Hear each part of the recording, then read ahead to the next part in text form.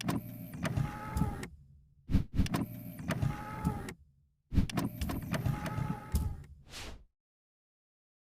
हिंद साथियों, और ग्राम से ध्यान में रखते हैं हम आइए शुरुआत करते हैं आज हम हिंदी व्याकरण की। तो पहला टॉपिक हम लेते हैं आज प्रत्यय। प्रत्यय है आज का पहला टॉपिक। प्रत्यय के टुकड़े होते हैं प्रति प्लस अय, यानी कि हर एक में प्रति यानी हर एक इसका अर्थ है के साथ, हर एक के साथ मिला, यानी कि जो हर एक शब्द के साथ में मिला हुआ है प्रत्यय हैं। और प्रत्यय क्या होते हैं? शब्दांश होते हैं। प्रत्यय शब्दांश होते हैं, शब्दांश होते हैं। प्रत्ययों का कोई अर्थ नहीं होता है, प्रत्यय शब्दांश होते हैं, क्योंकि ये वो शब्द नहीं होते, पूर्ण शब्द होता है उसका ही अर्थ होता है, इसलिए प्रत्यय शब्दांश है, इसलिए इनका कोई अपना अर्थ नहीं होता है। ये शब्दों के साथ मिलकर अर्थ प्रकट करते हैं, इनका कोई अपना अर्थ नहीं होता है। तो पहले आते हैं प्रत्यय की परिभाषा।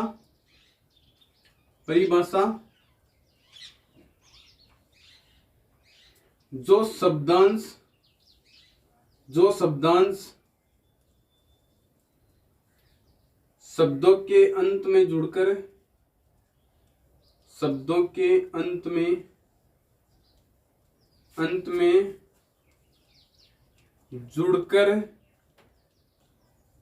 या लगकर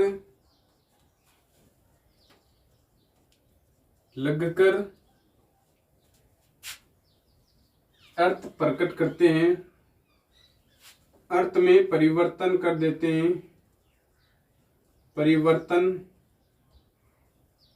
देते हैं, और विशेषता ला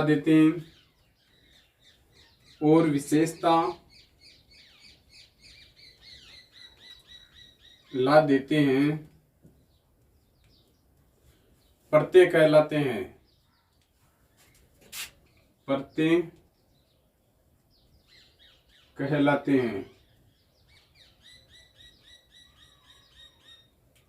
हैं। जो शब्दांश यानी कि जो शब्दांश शब्दों के अंत में यानी कि लास्ट में जुड़ते हैं, शब्दों के अंत में जुड़कर या लगकर उनके अर्थ में परिवर्तन कर देते हैं और विशेषता ला देते हैं, वह प्रत्यय कहलाते हैं। अब आती है प्रत्यय कितने प्रकार की होती है?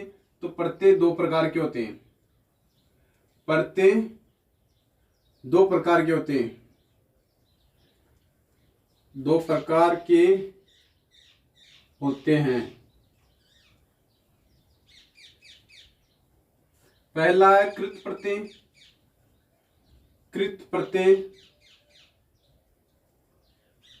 अब पहले कृत प्रत्यय के बारे में हम पूरी जानकारी लेते हैं, फिर देखेंगे दूसरा प्रत्यय। तो पहला प्रत्यय कृत प्रत्यय के योग से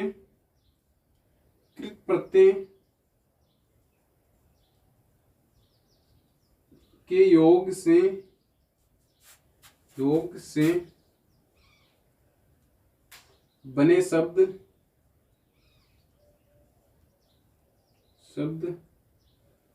कृत प्रत्यय के योग से बने शब्द कृदंत कहलाते हैं।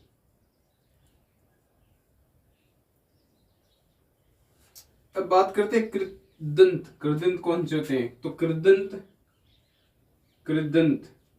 कृदंत के टुकड़े करेंगे तो कृत प्लस अंत, यानी कि कृत यानी कृ प्रत्यय, कृ धातु है, कृत यानी कृत धातु, कृत धातु के अंत में जो जुड़ते हैं, और धातु क्या होती है? क्रिया। कृत धातु के अंत में जो जुड़ते हैं वे कृदंत कहलाते हैं। और कृत धातु कौन सी होती है? क्रिया का ही मूल रूप धातु होती है कृत धातु। जैसे कि मैं बात करूं कृत प्रत्यय कृत प्रत्यय हमेशा धातु रूप में ही जुड़ते हैं।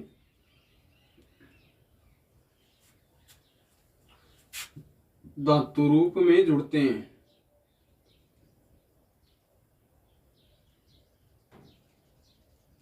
जुड़ते हैं। कृत प्रत्यय हमेशा धातु रूप में जुड़ते हैं। अब बात आती है ये धातु क्या होती है। तो धातु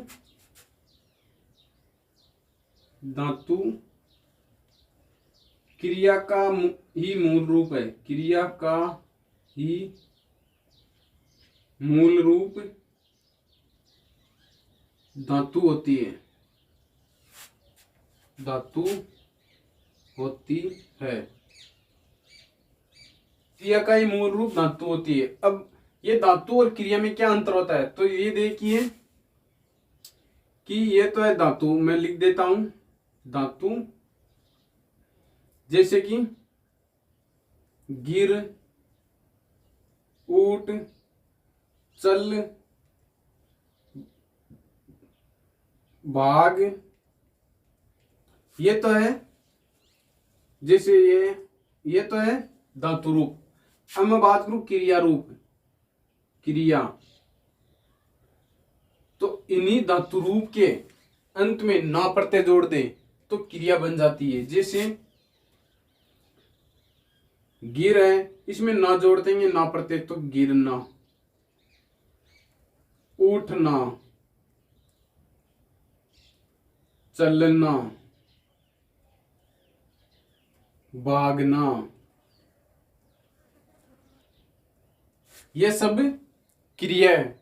यानी कि धातु शब्दों के अंत में ना के प्रत्यय जोड़ दे तो वह क्रिया बन जाती है। प्रत्यय हमेशा क्रिया में ना जुड़कर धातु रूप में जुड़ते हैं। इसलिए कृत प्रत्यय के अंतर्गत जो क्रिया रूप है वही आएंगे।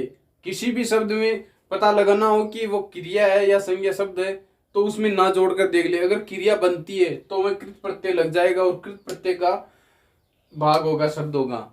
और अब बात करते हैं हम तद्धित प्रत्यय, दूसरा प्रत्यय। अब बात करते हैं हम दूसरा प्रत्यय तद्धित प्रत्यय। तो पहले इसकी परिभाषा, तद्धित प्रत्यय के योग से, तद्धित प्रत्यय के योग से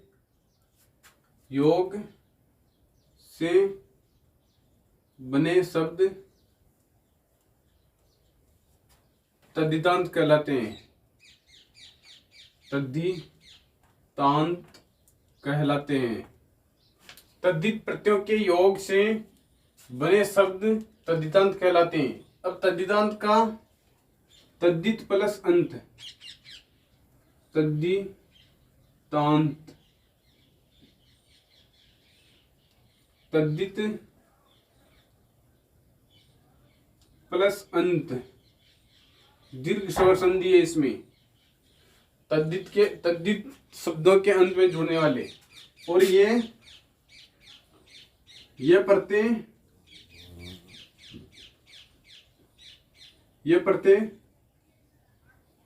संज्ञा, सर्वनाम,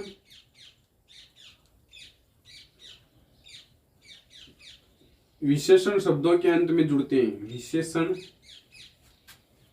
शब्दों के अंत में जुड़ते हैं।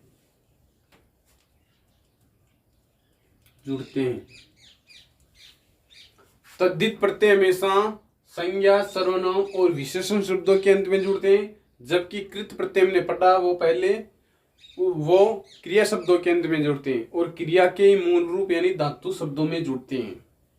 तो ये ध्यान रखिए, इनसे अक्सर पूछा जाता है।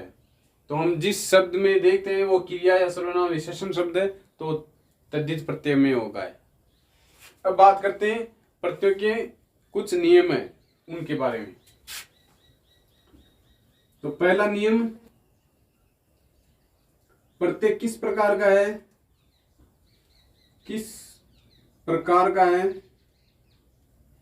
प्रत्यय किस प्रकार का है, इसके लिए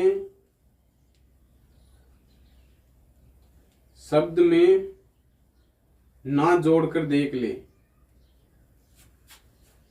ना जोड़कर देख ले। अगर क्रिया बनती है, अगर क्रिया बनती है तो वह कृत प्रत्यय होगा, कृत प्रत्यय होगा, कृत प्रत्यय होगा। अन्यथा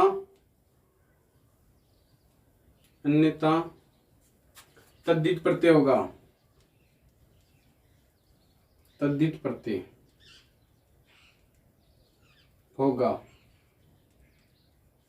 यानी कि कोई भी शब्द हो उनमें हम पता करें कि कृत प्रत्यय है या तद्धित प्रत्यय, तो उस शब्द में ना जोड़कर देख ले। अगर क्रिया बनती है तो वह कृत प्रत्यय होगा, अगर ना क्रिया नहीं बनती है तो वह तद्धित प्रत्यय होगा। वो संज्ञा सर्वनाम विशेषण शब्द होगा।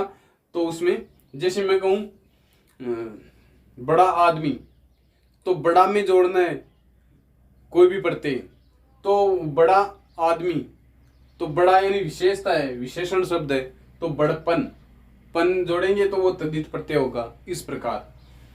और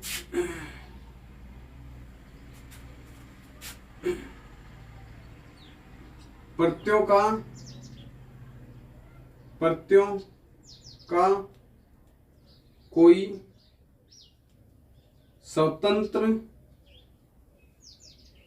अर्थ नहीं होता है, स्वतंत्र अर्थ नहीं होता है। ये शब्दों के साथ मिलकर अर्थ प्रकट करते हैं, ये शब्दों के साथ मिलकर अर्थ प्रकट करते हैं, प्रकट करते हैं।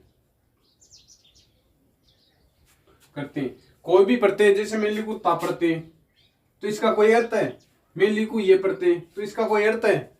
या फिर मैं लिखूं ये प्रत्यय, या कोई इसका कोई अर्थ है। अन्य प्रत्यय, इसका कोई अर्थ है? कोई अर्थ नहीं है इनका। ये शब्दों के साथ मिलकर ही अर्थ प्रकट करते हैं, इनका कोई स्वतंत्र अर्थ नहीं होता है।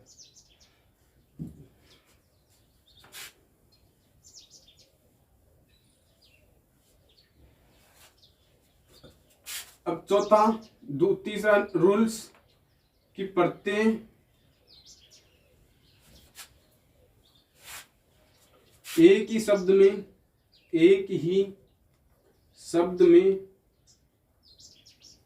एक से अधिक प्रत्यय हो सकते हैं, हो सकते हैं। एक ही शब्द में एक या दो या तीन प्रत्यय भी हो सकते हैं। ये नहीं कि एक प्रत्यय आ गया उसके बाद ये दूसरा प्रत्यय नहीं आएगा, आ सकता है। अब चौथा, एक ही शब्द में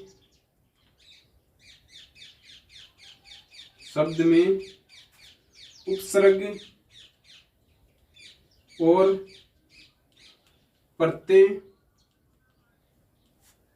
दोनों हो सकते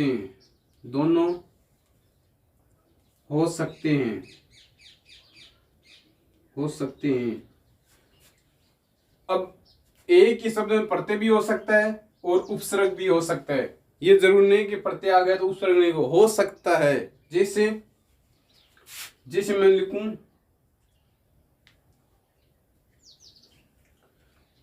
पच, पच में अगर ये प्रत्यय जोड़ा तो क्या होगा? पच। और अगर इसमें सु प्रत्यय जोड़ देंगे, सु उपसर्ग, तो ये हो जाएगा सुपाच्य। यानी कि पच मूल शब्द है इसमें, और इसमें उपसर्ग जोड़ेंगे तो सुपच, और ये प्रत्यय जोड़ेंगे तो सुपाच्य। इस प्रकार होगा। और उसी प्रकार जैसे राष्ट्र, राष्ट्र में लिखूं, राष्ट्र में अगर ये प्रत्यय जोड़ दें तो होगा राष्ट्रीय, राष्ट्रीय। और अगर इसमें ता प्रत्यय जोड़ दें तो होगा राष्ट्रीय, राष्ट्रीय। अब इसमें देखो एक और दो प्रत्यय, ये दो प्रत्यय आ गए ना। ये इंपॉर्टेंट बात है कि एक ही शब्द में एक से अधिक प्रत्यय भी हो सकते हैं और एक ही शब्द में उपसर्ग और प्रत्यय दोनों हो सकते हैं, तो ये बात ध्यान रखना। और एक ही शब्द और प्रत्ययों का स्वतंत्र अर्थ नहीं होता, ये शब्दों के साथ जुड़कर अर्थ प्रकट करते हैं। और प्रत्यय किस प्रकार का है इसके लिए हम ना जोड़कर देख ले, अगर क्रिया बनती है तो कृत प्रत्यय, नहीं तो तद्धित प्रत्यय, यानी संज्ञा सर्वनाम विशेषण शब्द है तो तद्धित प्रत्यय होगा। अब बात करते हैं कुछ प्रत्ययों की। तो प्रत्यय कितने प्रकार के होते हैं? दो प्रकार के। कितने? दो। तो हम बात करते हैं कृत प्रत्यय और तद्धित प्रत्यय।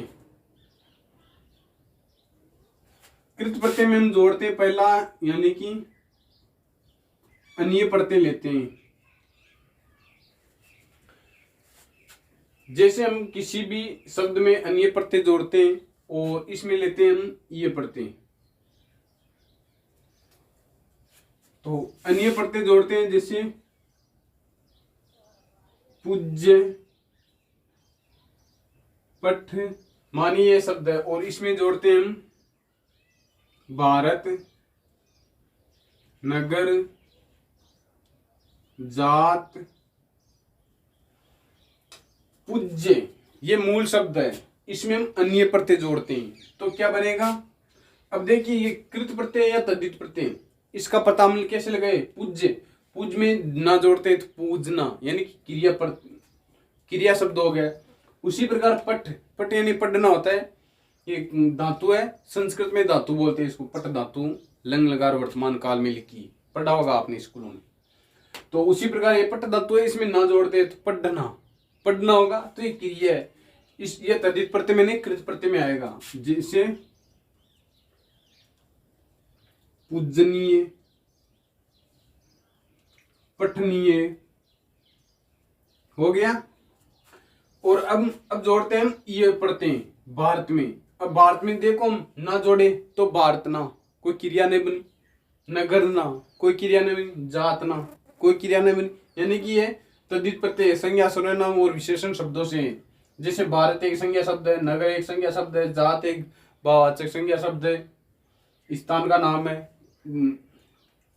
किसी जाति विशेष का नाम है, इसलिए तो भारत से भारतीय, भारतीय, नगर से नगरीय, जात से जातीय, इस प्रकार।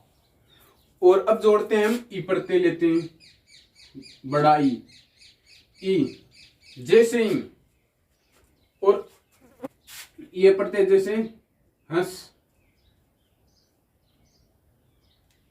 बोल। अब हम इनमें जोड़ेंगे, जैसे इनमें जोड़ते हैं हम ये क्रिया शब्द है या ये तद्धित प्रत्यय या कृत प्रत्यय, तो इसमें जोड़ते हैं हंस, हंस में ना जोड़े तो हंसना, यानी कि क्रिया बन गई, बोल, बोलना, ये क्रिया बन गई, इसलिए ये कृत प्रत्यय होगा। जैसे हंस, हंसी, हंसी मतलब हंसी, बोल, बोल से बोली, इस प्रकार। हंसना और बोलना दोनों ही बहुत सोच समझ कर चाहिए, ये दो काम है, हंसना और बोलना, बहुत ही सोच समझ कर बोलना चाहिए। एक हंसी और एक बोली की वजह से विश्व का सबसे बड़ा युद्ध महाभारत युद्ध हो गया था। एक हंसी और एक बोली की वजह से महाभारत युद्ध हो गया, इसीलिए महाभारत में कहा गया है कि हंसना और बोलना सोच समझ चाहिए। जैसे युधिष्ठिर कहते हैं द्रौपदी को समझाते हुए कि एक हंसी हस्तिनापुर और इंद्रप्रस्थ को पता नहीं कितनी महंगी पड़ जाएगी, इसलिए बोलना बहुत सोच समझ कर चाहिए। जैसे महाभारत में कहा गया है, बोल अमोलक बोल है, बोल सके तो बोल, पहले भीतर तोल के, फिर मुख बाहर खोल, फिर मुख बाहर खोल। इस प्रकार कि बोलना है तो बोलिए, लेकिन पहले भीतर तोलिए कि ये क्या है, इसका मापन क्या है, इसका अर्थ क्या होगा, ये कितना कटु है, कितना मधुर है, उसके बाद बोलिए। तो बोलना और हंसना हमें जीवन में बहुत ही सोच समझ कर चाहिए। अब बात करते हैं इप्रत्यय। इप्रत्यय कृत प्रत्यय में आ गया, तो ये जरूरी नहीं कि कृत प्रत्यय में आएगा, ये तद्धित प्रत्यय में भी आ जाएगा। यानी कि ये इप्रत्यय कृत प्रत्यय में आ गया, ये हंस के हंसी, बोल के बोली, तो ये कृत प्रत्यय में आ गया, तो जरूरी नहीं कि तद्धित प्रत्यय में नहीं आ गया, आ सकता है। जैसे ई, जैसे मैं लिखूं घोड़ा, अगर हम ई प्रत्यय जोड़ते हैं तो इससे बन जाएगा घोड़ी। जैसे हम लिखे देव, ई प्रत्यय जोड़ेंगे देवी। पहाड़, पहाड़ी, पहाड़ी। इस प्रकार ई प्रत्यय इसमें भी आ सकता है, तद्धित प्रत्यय में और कृत प्रत्यय में भी आ सकता है। जरूरी नहीं कि एक में आ गया तो दूसरे में नहीं आएगा, आ सकता है। डिपेंड करता है शब्दों पर, शब्द क्रिया शब्द है या संज्ञा सर्वनाम विशेषण शब्द है, इससे। और देखिए प्रत्यय बहुत ही इंपॉर्टेंट है, ये हर एग्जाम हर कंपटीशन में पूछते हैं। जैसे प्रत्ययों के विषय में तो पूछते हैं शब्द शुद्धि में, वाक्य शुद्धि में, विलोम शब्द में, पर्याय शब्द में, इनमें बहुत सारे टॉपिकों में प्रत्यय आते हैं। जैसे ये स्त्रीलिंग और पुल्लिंग शब्द है, ये भी विपरीतार्थक यानी कि विलोम शब्द है, इस प्रकार। और अब बात करते हैं हम आड़ी प्रत्यय। आड़ी इसमें भी आएगा और इसमें भी आएगा आड़ी। जैसे मैं लिखूं खेल, खेल से क्या बना, खिलाड़ी, खिलाड़ी। वैसे ही हम इसमें लिखे अज्ञे, अज्ञे मतलब यानी बिना, यानी ज्ञान, बिना ज्ञान के है वो क्या होता है, अनाड़ी, अनाड़ी। ये अज्ञाड़ी नहीं होगा, अनाड़ी होगा। ये गे न में बन जाएगा, परिवर्तन हो जाएगा, इसलिए नाड़ी।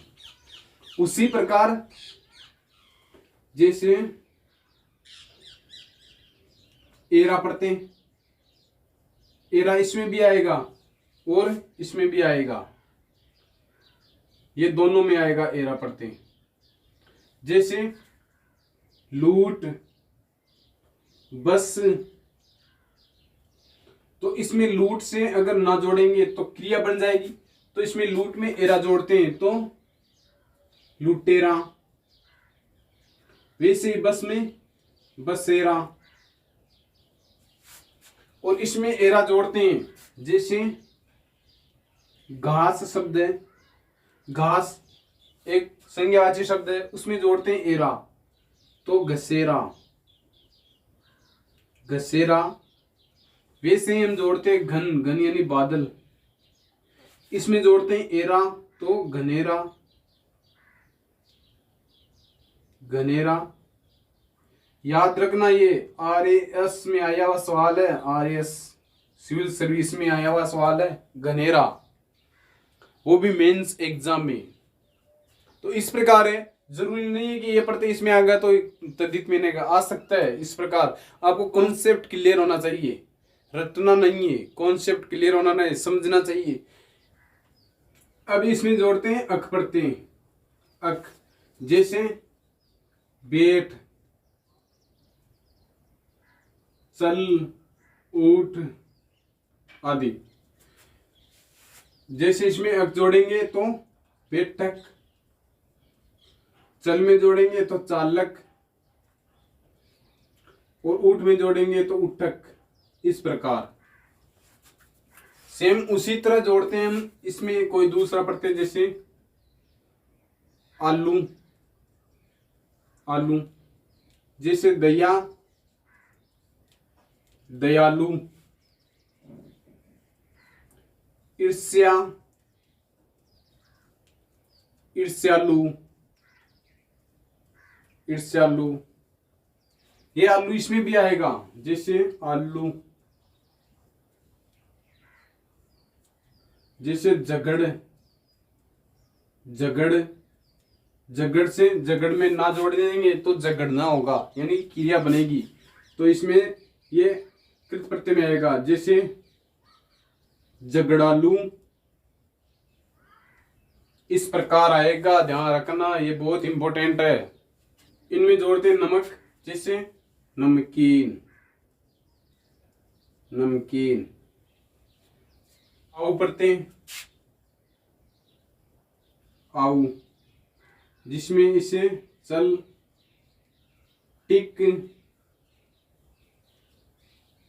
तो चलाऊ, टिकाऊ, इस प्रकार। इसमें जोड़ते हैं अक्कड़, अक्कड़ प्रत्यय, जैसे बुलक्कड़, बुलक्कड़, पियक्कड़, इस प्रकार। अब हम इसमें जोड़ते हैं, जैसे दार प्रत्यय जोड़ते हैं, दार, जैसे दार में, जैसे माल, माल में जोड़ते हैं मालदार। थाना, थानादार, थानेदार भी हो सकता है। वैसे हम इसमें जोड़ते हैं पन, बच्चा, पागल, तो इसमें बन जाएगा बचपन, बचपन, पागलपन, इस प्रकार। ये बहुत इंपॉर्टेंट है, ध्यान रखना। ता प्रत्यय देखते हैं, तव प्रत्यय, जैसे इसमें देखते हैं मित्र, मित्र में मित्रता। अगर मित्र की परिभाषा सीखनी हो तो आपको महाभारत में कर्ण है, उससे सीखिए। जब वासुदेव कृष्ण ने कहा कि तुम कुंती पुत्र, ज्येष्ठ कुंती पुत्र हो, कर्ण से कहा, और कहा कि तुम पांडवों की तरफ से युद्ध करो, तो उसने कहा कि मैं ऐसा कभी नहीं कर सकता, और मुझे मालूम है कि युद्ध में कौरवों की हार निश्चित है, फिर भी मैं दुर्योधन का साथी बनकर युद्ध करूंगा, पांडवों के खिलाफ युद्ध करूंगा। तो उसने कहा, तो कर्ण ने कहा कि पश्चिम से सूरज उगे, दिन बन जाए रात, किंतु कभी ना मित्र से कर्ण करेगा घात, कर्ण करेगा घात, इस प्रकार। इसलिए मित्रता है परिभाषा अंगराज कर्ण से सीखी। वैसे ही सुंदर, सुंदर में हम ता जोड़ेंगे तो सुंदरता, सुंदरता। तब प्रत्यय कृष्ण, कृष्ण में हम जोड़ेंगे तो कृष्णत्व, कृष्णत्व। वैसे राम, रामत्व, निज, निजत्व, निजत्व, इस प्रकार होगा। ये व्यक्तित्व, मनुष्यत्व, पशुत्व, इस प्रकार। अब बात करते हैं कुछ इंपॉर्टेंट जो हर एग्जाम में पूछे जाते हैं। इस प्रकार है। आई होप आपको प्रत्ययों का कंसेप्ट क्लियर हुआ होगा। हम नेक्स्ट वीडियो में बात करेंगे जो प्रमुख रूप से 6 प्रत्यय हैं, जिसे हम बता देते हैं। ए, ई, ये, ए, आयन और इक, ये 6 प्रत्यय हैं, बहुत इंपॉर्टेंट है। हम नेक्स्ट वीडियो में बात इन्हीं के बारे में करेंगे। तब तक के लिए जय हिंद।